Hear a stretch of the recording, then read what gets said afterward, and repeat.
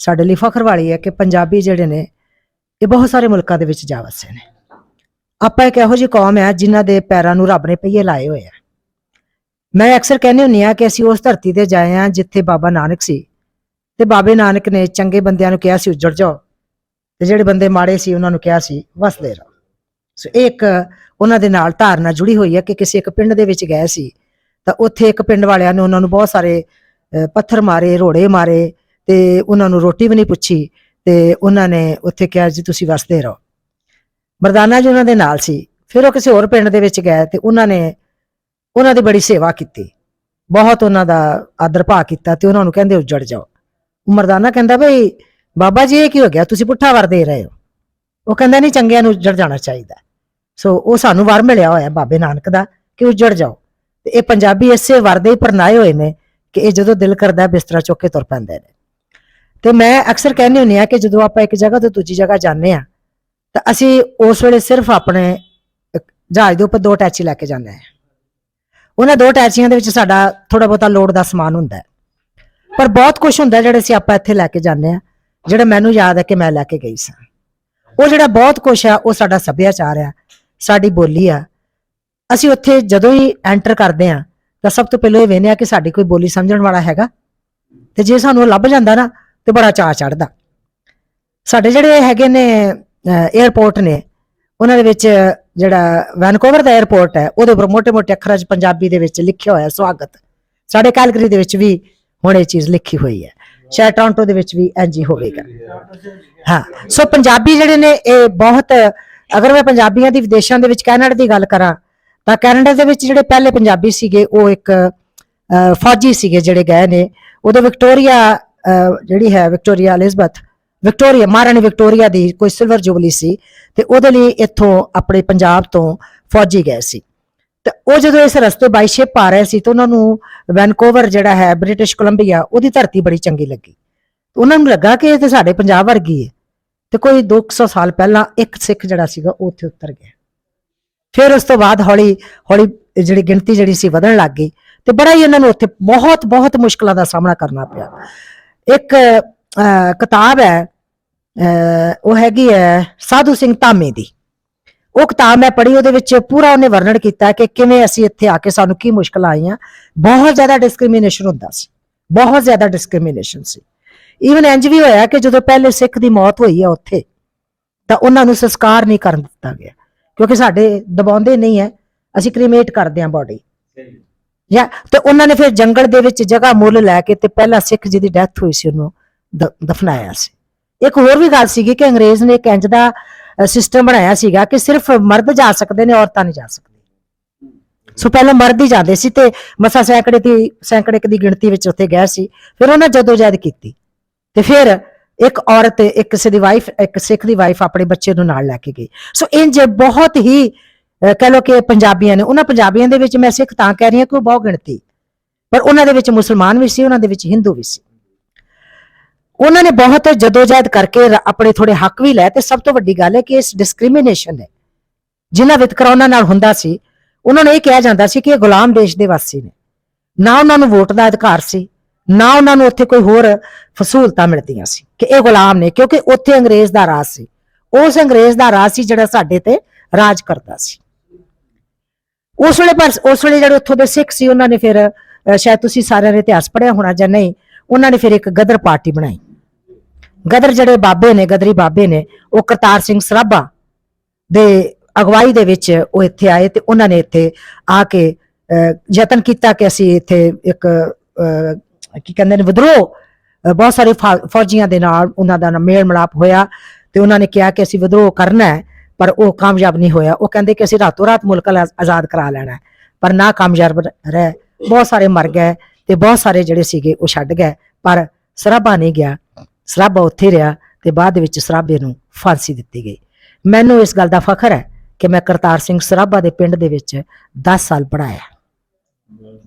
ਸੋ ਇਹ ਮੈਂ ਤਾਂ ਦੱਸ ਰਹੀ ਹਾਂ ਕਿ ਇਹ ਜਿਹੜੇ ਇੱਥੇ ਕੈਨੇਡਾ ਦੇ ਵਿੱਚ ਜਿਹੜੇ ਪੈਰ ਲੱਗੇ ਨੇ ਪੰਜਾਬੀਆਂ ਦੇ, ਉਹਦਾ ਕੀ ਇਤਿਹਾਸ ਹੈ।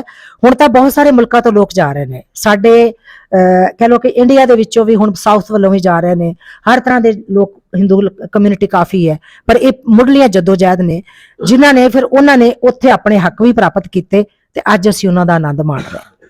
ਤੇ ਗੱਲ ਆਉਂਦੀ ਤੁਹਾਡੀ ਗੱਲ ਦੇ ਅੰਦਰ ਮੈਂ ਐਡ ਕਰਦੇ ਹੋਇਆ, ਕਿਉਂਕਿ ਤੁਸੀਂ ਨਾਰੀਆਂ ਲਈ ਬਹੁਤਾ ਕੰਮ ਕਰਦੇ ਹੋ, ਜਿਵੇਂ ਸਿੰਗਲ ਵੂਮਨ ਨੇ, ਜਿਹੜੀ ਗਦਰੀ ਜਿਹੜੀ ਮੂਵਮੈਂਟ ਹੈ ਉਹਦੇ ਵਿੱਚ ਇੱਕ ਔਰਤ ਦਾ ਕਰੈਕਟਰ, ਹਾਂ, ਗੁਲਾਬ ਕੌਰ ਦਾ, ਹਾਂ, ਉਹ ਗੁਲਾਬ ਕੌਰ ਦੀ ਕਿਤਾਬ ਜਿਹੜੀ ਹੈ ਇੱਥੇ ਸ਼ਾਹਮੁਖੀ ਵਿੱਚ, ਉਹ ਅੱਜ ਉਹਨੂੰ ਬੰਦੇ ਨੂੰ ਮੈਂ ਪੇਮੈਂਟ ਕੀਤੀ ਹੈ, ਉਹ 2 ਹਫ਼ਤਿਆਂ 'ਚ ਕਹਿੰਦਾ ਤੇ ਹੈ ਛਪ ਜਾਏਗੀ, ਤੇ ਸ਼ਾਹਮੁਖੀ, ਹਾਂ ਉਹ ਉੱਥੇ ਜਿੰਨਾ ਵੀ ਉਸ ਵੇਲੇ ਸਾਰਾ ਕਹਿੰਦੇ ਨੇ ਨਾ ਵੀ ਅਸੀਂ ਜਿੰਨਾ ਕੁ ਗਦਰੀ ਬਾਬੇ ਦਾ ਇਤਿਹਾਸ ਪੜ੍ਹਿਆ ਕਿ ਉੱਥੇ ਜਿੰਨਾ ਵੀ ਕੁਝ ਪ੍ਰੋਗਰਾਮ ਬਣਦੇ ਸੀ ਸਾਰੇ ਗੁਰਦੁਆਰਿਆਂ ਦੇ ਅੰਦਰ ਹੀ ਬਣਦੇ ਸੀ। ਹਿੰਦੂ ਸਿੱਖ ਮੁਸਲਮਾਨ ਜਿੰਨੇ ਵੀ ਉਹਦੇ ਵਿੱਚ ਸੀਗੇ ਪਾਰਟਿਸਿਪੇਟ ਕਰਦੇ, ਬਹੁਤ ਵੱਡੇ ਵੱਡੇ ਨਾਮੀ ਬਾਬੇ, ਉਹ ਸਾਰੇ ਉੱਥੇ ਬਹਿ ਕੇ ਉਹਨਾਂ ਦੀਆਂ ਪਲਾਨਸ ਬਣਾਉਂਦੇ ਸੀ ਸਾਰਾ ਕੁਝ। ਐਂਡ ਉਹ ਜਿਹੜੀ ਗੁਲਾਬ ਕੌਰ ਬੀਬੀ ਦੀ ਗੱਲ ਕਰਦੇ ਨੇ, ਉਹ ਬੀਬੀ ਪੂਰਾ ਵੱਧ ਚੜ ਕੇ ਉਹਨਾਂ ਦੇ ਨਾਲ, ਹਾਂ, ਉਹ ਉਹਨਾਂ ਦਾ ਪੂਰਾ ਵੱਧ ਚੜ ਕੇ ਉਹਨਾਂ ਦਾ ਸਾਥ ਦਿੰਦੇ ਸੀ, ਜਿਵੇਂ ਦੀਪ ਜੀ ਦੇ ਰਹੇ ਨੇ। ਬਿਲਕੁਲ ਮੈਨੂੰ ਉਹਨਾਂ ਦਾ ਫਖਰ ਹੈ, ਮੈਂ ਹਮੇਸ਼ਾ ਗੁਲਾਬ ਕੌਰ ਹੁਣਾਂ ਨੂੰ ਯਾਦ ਕਰਦੀ ਹੁੰਦੀ। ਕਾਮਾ ਮਾਟਾ ਗਾਰੋ ਆਏ ਸੀ, ਇਹ ਕੋਈ 200 ਸਾਲ ਨਹੀਂ ਹੋਏ, ਮੇਰਾ ਖਿਆਲ ਜ਼ਿਆਦਾ ਦਾ 125 ਸਾਲ ਹੋਏ ਜੀ। ਹਾਂ, तो ਉਹਦੇ ਜ਼ਰੀਏ ਜਿਹੜਾ ਪਹਿਲਾ ਜਹਾਜ਼ ਆਇਆ ਉਹ ਇੱਥੇ ਕਿਸੇ ਨੂੰ ਉਤਰਨ ਨਹੀਂ ਦਿੱਤਾ, ਉਹਨਾਂ ਨੇ ਸਾਰੇ ਜਹਾਜ਼ 'ਚ ਹੀ ਬੈਠੇ ਤੇ ਫਿਰ ਵਾਪਸ ਚਲੇ ਗਏ। ਉਹਦੇ ਬਾਅਦ ਫਿਰ ਆਏ ਤੇ ਫਿਰ ਇੱਥੇ ਆ ਕੇ ਜਿਸ ਇਹਨਾਂ ਨੇ ਕੀਤਾ ਉਹ ਉਤਰੇ ਤੇ ਕਈਆਂ ਨੂੰ ਉੱਥੇ ਆਪਣੀ ਜਾਨ ਵੀ ਦੇਣੀ ਪੈ ਗਈ। ਸੋ ਮੈਨੂੰ ਲੱਗਦਾ ਕਿ ਜਦੋਂ ਸਾਡੇ ਬਾਬੇ ਉੱਥੇ ਗਏ ਨੇ ਉਦੋਂ ਉਹ ਬਹੁਤੇ ਉੱਥੇ ਇੰਗਲਿਸ਼ ਹੀ ਬੋਲਦੇ ਸੀ, ਫਿਰ ਉਹਨਾਂ ਨੇ ਪੰਜਾਬੀ ਦਾ ਹੌਲੀ ਹੌਲੀ ਬੀਜ ਬੋਇਆ। ਚਲੋ ਅਸੀਂ ਬੜੇ ਖੁਸ਼ਕਿਸਮਤ ਆ ਕਿ ਅਸੀਂ ਉਸ ਆਜ਼ਾਦ ਖਿੱਤੇ ਦੇ ਵਿੱਚ ਪਹੁੰਚੇ ਜਿੱਥੇ ਸਾਡੇ ਵਡੇਰਿਆਂ ਨੇ ਸਾਡੇ ਲਈ ਜਗ੍ਹਾ ਬਣਾ ਦਿੱਤੀ ਸੀ।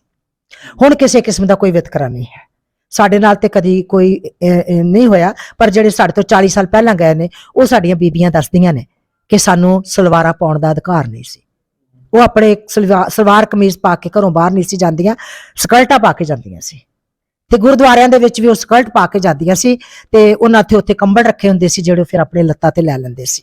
ਉੱਥੇ ਸਾਰਿਆਂ ਨੂੰ ਪਾਕੀ ਕਿਹਾ ਜਾਂਦਾ ਸੀ, ਪਾਕੀ ਕਹਿ ਕੇ, ਤੇ ਜਿਵੇਂ ਬਈ get out Pakis, dogs Indians and dogs are not allowed. So ਇੰਜ ਦਾ ਉੱਥੇ ਵਿਤਕਰਾ ਹੁੰਦਾ ਸੀ ਬਹੁਤ ਜ਼ਿਆਦਾ, ਉਹ ਸਾਡੇ ਵਡੇਰੇ ਦੱਸਦੇ ਨੇ। ਪਰ ਜਿਉਂ-ਜਿਉਂ ਇਹਨਾਂ ਦੇ ਪੈਰ ਜੰਮਦੇ ਗਏ ਤੇ ਇੱਥੇ ਜਿੱਥੇ ਇਹ ਜ਼ਿਆਦਾ ਵਿਕਸਿਤ ਹੋਏ, ਇਹ ਡਿਵੈਲਪਡ ਹੋਏ, ਨਾਲ ਪੰਜਾਬੀ ਬੋਲੀ ਵੀ ਹੋਣ ਲੱਗ ਗਈ। ਸੋ ਕਿਉਂਕਿ ਆਪਾਂ ਜਦੋਂ ਗਏ ਆ ਤੇ ਕਲਚਰ ਲੈ ਕੇ ਗਏ ਆਪਣਾ, ਤੇ ਬੋਲੀ ਵੀ ਨਾਲ ਹੀ ਲੈ ਕੇ ਗਏ।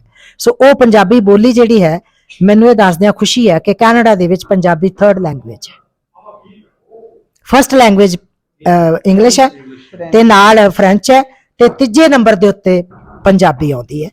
ਮਤਲਬ ਇੰਨੀ ਜ਼ਿਆਦਾ ਆਪਣੇ ਸਾਡੇ ਪੰਜਾਬੀਆਂ ਦੀ ਗਿਣਤੀ ਹੈ, ਪੰਜਾਬੀ ਬੋਲਣ ਵਾਲਿਆਂ ਦੀ।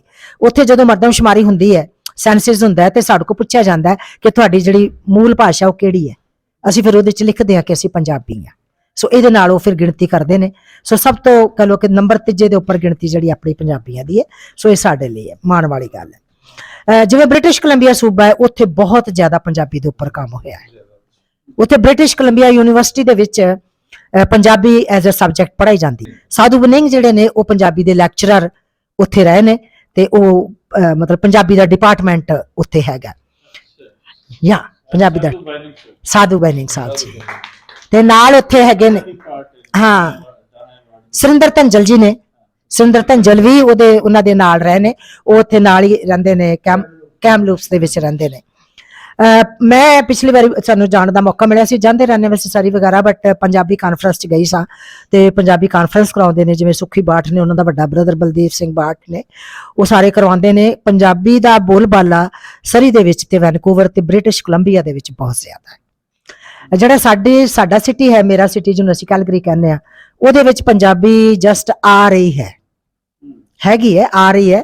ਸਾਡੀਆਂ ਸਾਹਿਤਕ ਸਭਾਵਾਂ ਨੇ, 4 ਸਾਹਿਤਕ ਸਭਾਵਾਂ ਨੇ, ਇੱਕ ਰਾਈਟਰਸ ਫੋਰਮ ਐਸੋਸੀਏਸ਼ਨ ਹੈ, ਇੱਕ ਪੰਜਾਬੀ ਲਿਖਾਰੀ ਸਭਾ ਹੈ, ਇੱਕ ਪੰਜਾਬੀ ਸਾਹਿਤ ਸਭਾ ਹੈ, ਤੇ ਇਸ ਤੋਂ ਇਲਾਵਾ ਇੱਕ ਅਰਪਨ ਲਿਖਾਰੀ ਸਭਾ। ਉਹਨਾਂ ਦੇ ਵਿੱਚੋਂ ਰਾਈਟਰਸ ਫੋਰਮ ਜਿਹੜੀ ਐਸੋਸੀਏਸ਼ਨ ਹੈ, ਮੈਂ ਉਹਦੀ ਸੈਕਟਰੀ ਹਾਂ। ਤੇ ਅਸੀਂ ਉੱਥੇ ਅਕਸਰ ਹਰ ਮਹੀਨੇ ਦੇ ਵਿੱਚ ਇੱਕ ਵਾਰੀ ਮੀਟਿੰਗ ਕਰਦੇ ਹਾਂ।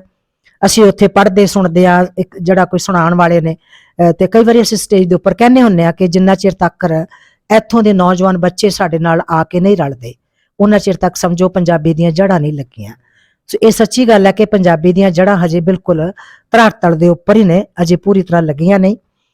ਪੰਜਾਬੀ ਲਿਖਾਰੀ ਸਭਾ ਵਾਲੇ ਜਿਹੜੇ ਨੇ ਉਹ ਅਕਸਰ ਬੱਚਿਆਂ ਦੇ ਪੰਜਾਬੀ ਉਚਾਰਨ ਦੇ ਮੁਕਾਬਲੇ, ਕਵਿਤਾ ਦੇ ਮੁਕਾਬਲੇ ਕਰਾਉਂਦੇ ਆ, ਜਿਹਦੇ ਨਾਲ ਬੱਚੇ ਉੱਥੇ ਯਾਦ ਕਰਕੇ ਆਉਂਦੇ ਨੇ ਤੇ ਪੰਜਾਬੀ ਦੀ ਬੋਲਦੇ ਨੇ। ਇਸੇ ਤਰ੍ਹਾਂ ਇੱਕ ਯੰਗਸਤਾਨ ਗਰੁੱਪ ਹੈ ਜਿਹਦੇ ਵਿੱਚ ਮੈਂ ਵੀ ਸ਼ਾਮਲ ਹੈ। ਪੰਜਾਬੀ ਨੈਸ਼ਨਲ ਟੀਵੀ ਦਾ ਹੈਗੇ ਨੇ ਸੁਖਵੀਰ ਗਰੇਵਾਲ, ਸੋ ਪਿੱਛੋਂ ਪੰਜਾਬੀ ਟ੍ਰਿਬਿਊਨ ਦੇ ਵਿੱਚੋਂ ਕੰਮ ਕਰਦੇ ਗਏ ਨੇ, ਉਹ ਬੜੇ ਪੰਜਾਬੀ ਦੇ ਸ਼ਾਇਦਾਈ ਨੇ।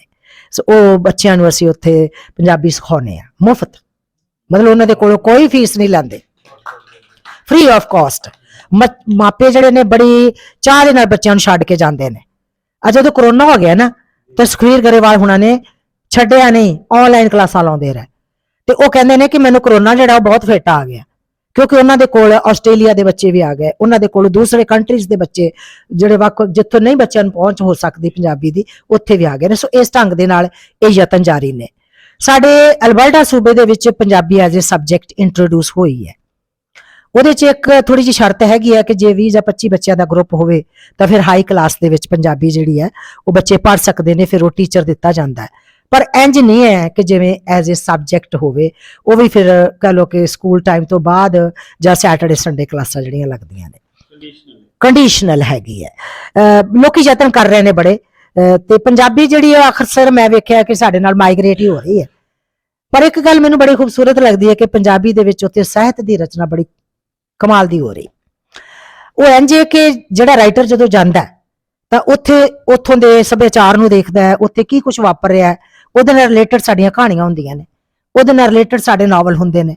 ਜਿਵੇਂ ਮੈਂ ਤੁਹਾਨੂੰ ਦੱਸਿਆ ਸੀਗਾ ਕਿ ਮੈਂ ਇੰਟਰਪ੍ਰੇਟਰ ਐਂਡ ਟਰਾਂਸਲੇਟਰ ਰਹੀ ਹਾਂ, ਤਾਂ ਜਦੋਂ ਮੈਂ ਇੰਟਰਪ੍ਰੇਟਰ ਤੇ ਟਰਾਂਸਲੇਟਰ ਰਹੀ ਤਾਂ ਮੇਰਾ ਬਹੁਤ ਸਾਰਾ ਜਿਹੜਾ ਵਾਹ ਸੀ ਉਹਨਾਂ ਕਲਾਇੰਟਸ ਦੇ ਨਾਲ ਪਿਆ ਜਿਨ੍ਹਾਂ ਦੇ ਮੋਸਟਲੀ ਫੈਮਿਲੀ ਕਨਫਲਿਕਟਸ ਸੀਗੇ। ਕੋਈ ਲੜਕੀ ਜਿਹੜੀ ਆਪਣੇ ਹਸਬੈਂਡ ਦੇ ਨਾਲ ਉਹਨੂੰ ਹੈਗਾ ਕਿ ਮੈਨੂੰ ਸਪਾਊਸਲ ਸਪੋਰਟ ਚਾਹੀਦੀ ਹੈ, ਕਿਸੇ ਨੂੰ ਚਾਈਲਡ ਸਪੋਰਟ ਚਾਹੀਦੀ ਹੈ, ਕੋਈ ਸੋਚਦਾ ਕਿ ਹਾਏ ਮੈਂ ਤੇ ਐਵੇਂ ਗਲਤੀ ਕਰ ਲਈ ਆਪਣੀ ਘਰ ਵਾਲੀ ਨਾਲ, ਹਨਾ, ਉਹਦੇ ਨਾਲ ਮੈਂ ਕਿਸੇ ਨਾਲ ਕੋਰਟ ਦੇ ਵਿੱਚ ਜਾ ਰਹੀ ਹਾਂ, ਕਿਸੇ ਦੇ ਨਾਲ ਮੈਂ ਕਾਉਂਸਲਿੰਗ ਦੀ ਕਰ ਰਹੀ ਹਾਂ। ਸੋ ਉੱਥੋਂ ਮੈਨੂੰ ਲੱਗਾ ਕਿ ਸਾਡੀ ਕਮਿਊਨਿਟੀ ਦੇ ਵਿੱਚ, ਚਾਹੇ ਉਹ ਮੁਸਲਿਮ ਕਮਿਊਨਿਟੀ ਹੈ ਚਾਹੇ ਸਾਡੀ ਜਿਹੜੀ ਪੰਜਾਬੀ ਦੀ ਕਮਿਊਨਿਟੀ, ਇਹਦੇ ਵਿੱਚ ਇੱਕ ਫੈਮਿਲੀ ਕਨਫਲਿਕਟਸ ਬਹੁਤ ਨੇ।